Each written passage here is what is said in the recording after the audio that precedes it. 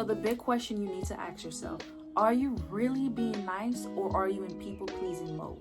I'm gonna give you a second. Think about it. What's up, my loves, and welcome back to Promised Milk and Honey, where we talk all things faith and personal development rooted in Christ. In this video, we're going to be covering how to stop people-pleasing and setting boundaries for yourself. Listen, if God himself had boundaries for us, what makes you think that you are not supposed to have boundaries with other people? So we're going to be covering why you might be a people pleaser and your lack of boundaries. Also, we're going to be talking about 3 tips that can help you set boundaries today. Towards the end of the video, I'm going to be giving you some examples of what happens when boundaries are set and boundaries are met. So make sure you watch the full video. That way you won't miss out on all the gems I'm about to give you. Before we get into how to set boundaries, I want to talk to you guys about why you might have a lack of boundaries. And this is coming from a former and recovering people pleaser. I have to be so real and honest with you guys. Yes, I am a recovering people pleaser.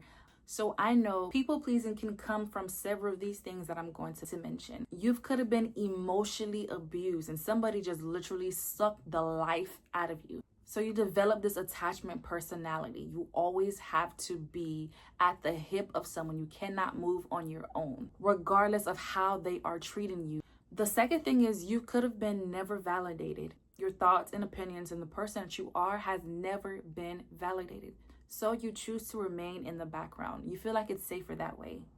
You also could feel the need to always be the one to fix everybody else's problem. And we're going to touch base on this later, why you should not be doing that. And listen, I am the oldest of 4. So naturally, because I'm the oldest, I had this issue. You're afraid of confrontation and what other people will think about you, what they will say to you, and how you're going to handle yourself because you never practice speaking up for yourself. You might have a fear of rejection, so you choose to just go with the crowd, and wherever the wind takes you, that's where you go. So now that we covered some of the root causes of people pleasing, I want you to really think about and sit down and begin to work on these things. But me personally, I like to pray about it and just get into my word, and the Bible literally helps you learn how to set boundaries for yourself. So I'm going to go ahead and give you guys the tips that you guys been waiting for. And the first one is going to be have respect for yourself. I want you guys to start modeling how other people should be treating you by how you treat yourself, right? If you're already telling yourself that it doesn't matter what you're saying, then guess what? You're never going to speak up. If you're already telling yourself that you don't matter, you're going to act as if you don't matter. But if you are your own hype man and build that confidence, and by the way, I have an excellent video on confidence. I'm going to leave it right here for you guys. Just go ahead and click on the link right here, okay? The second tip is do not feel the need to pay the price for somebody else's behavior. If you are always paying for their consequences and you are the one that is reaping the consequences, how are they ever going to learn? Think of it as a gift that you're giving to them. If they're not able to learn what life is trying to teach them, then you are doing them a disservice. Let me give you guys a few examples of this. You might be the parent of an adult child, or not necessarily a child, but you might have an adult son or daughter, and they're long out the house, but for some reason you're always bailing them out because maybe they can't keep a job or they can't balance a checkbook. I don't know if people say that nowadays, but they can't keep themselves on a budget. So they're always behind on bills, but for some reason they always have money to go on shopping sprees or buy something for their car and forget that they are the adult and they have their responsibilities. Now, every time you come and you just hand them your card, hand them the cash, you are now paying the consequences that they should have learned. And because they never learned those consequences, they're going to continue repeating the same pattern over and over and over. You are keeping them from growing and maturing in the ways that they need to. Another example that we can give is a friend. Let's say this person is constantly picking at you or making little smart jokes about you, what you're wearing, how you look like, etc. and you don't appreciate those jokes. You don't find them funny at all, but you never say nothing. That person themselves will never learn to respect other people's boundaries, never learn to at least learn to respect your boundaries and what you expect from them. If you never say nothing and set those boundaries, how can they grow as a friend? How can they grow as your friend? So one or two things are going to happen. They're going to continue doing those things, and it might get worse, or this resentment in you might grow and that friendship might just end.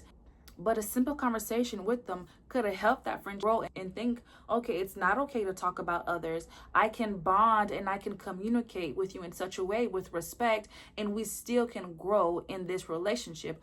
And you're not paying the consequence of always feeling bad around them or losing a friendship if you didn't have to. Another example of this is you have this spouse that continues to display the same behavior over and over. And instead of holding them accountable, you continue to make excuses for them over and over and over.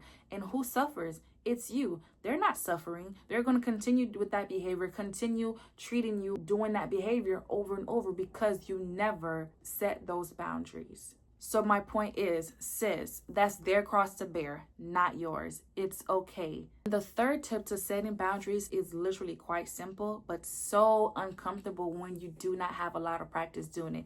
And that's simply saying no. Yes, no. A lot of us, especially me, I had such an issue saying no. But baby, when I tell you I learned to say no, until that thing tastes good in my mouth, like, no, absolutely not. I cannot. And you don't have to be rude about it. You just have to make sure that you are prioritizing yourself. Is this thing going to harm you? How will you feel? Am I going to be resentful towards you for doing this? Can I fit this inside my schedule? Does this make sense for me to do? And remember, if this person cannot handle the weight of your no, you probably should sit down and really think about that relationship.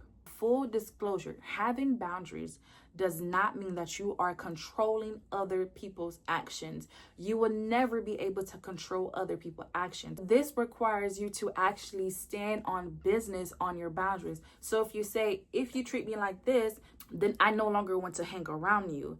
If you continue to call me this, then we can no longer talk. So what happens when you actually respect your own boundaries and you are making sure that other people respect your boundaries is the relationships you form are healthier and you feel safer in them. I really want you guys to start implementing these tips today.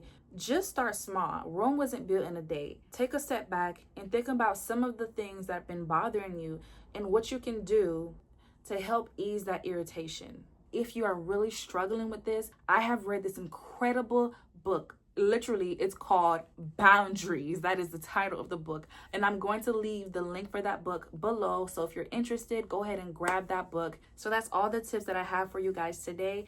Please like and subscribe and make sure you leave a comment below letting me know what are some of your boundary tips. It's been nice chatting with you guys. Bye, loves.